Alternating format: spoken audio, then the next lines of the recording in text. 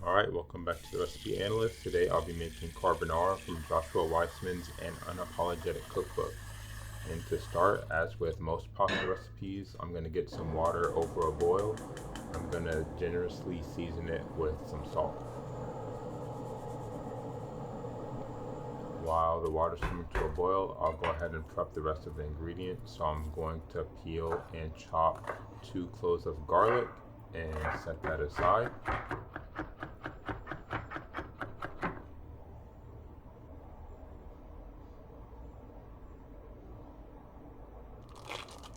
Next, I'm gonna grate all of the cheese.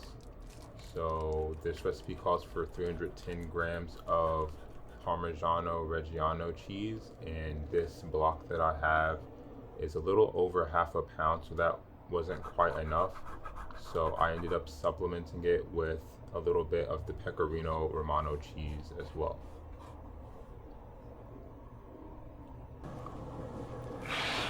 In the middle of grating the 2 cheeses, the water came to a boil, so I added my spaghetti to the boiling water.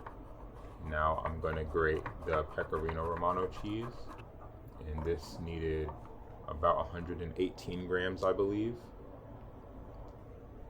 So the excess cheese I added to the Parmigiano Reggiano cheese. Next, I'm going to separate the yolks from 5 eggs.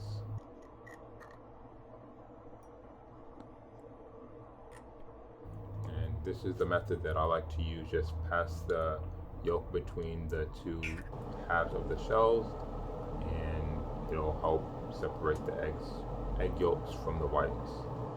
When the pasta was about done boiling, I reserved a cup of the pasta water, then drained it. I probably should have started the pancetta a little bit earlier so that the pasta wasn't sitting for as long, but this is what I did. I added the pancetta to a cold pan and put it over medium-low heat so that it would render more fat. And I let that cook, stirring occasionally until it was nicely browned and crispy. I added the garlic and gave that a quick stir after I moved everything from the heat.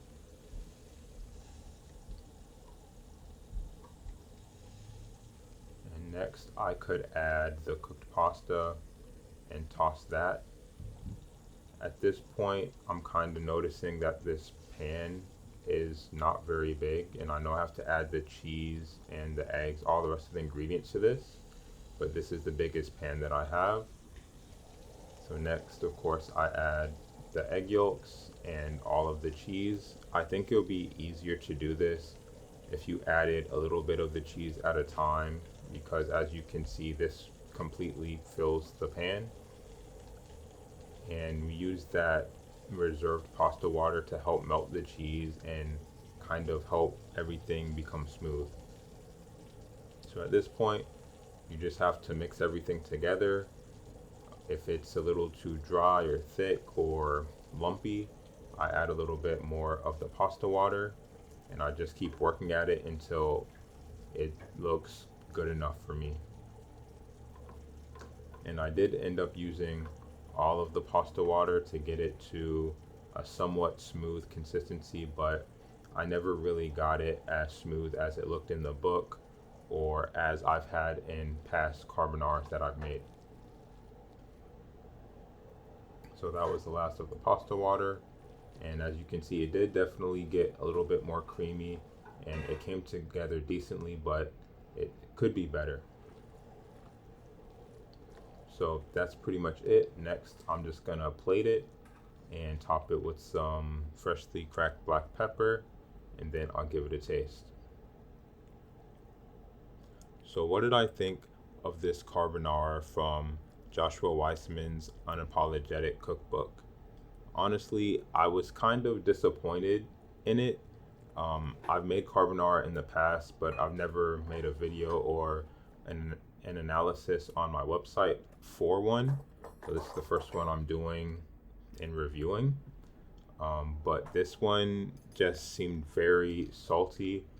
I feel like it just had too much cheese in it, not only from practicality standpoint in making it, but just flavor wise, it was very, very salty, almost to the point of being bitter. The texture also wasn't very good. It was more gritty than smooth. And I feel like a carbonara should be very smooth and creamy. Um, and the pancetta, I think, was the best part of this recipe, even though it was very few and far between the pieces of pancetta that I got. So at the end of the day, I decided to give this recipe a 5 out of 10. The flavors weren't really there and the textures weren't really there. So maybe it was a combination of the recipe and my technique, but at the end of the day, it just wasn't a recipe for me. Anyway, thanks for watching. If you have any recommendations for recipes you want me to try, you can let me know in the comments. And if you want to read the full in-depth analysis, you can always go to therecipeanalyst.com. Thanks again.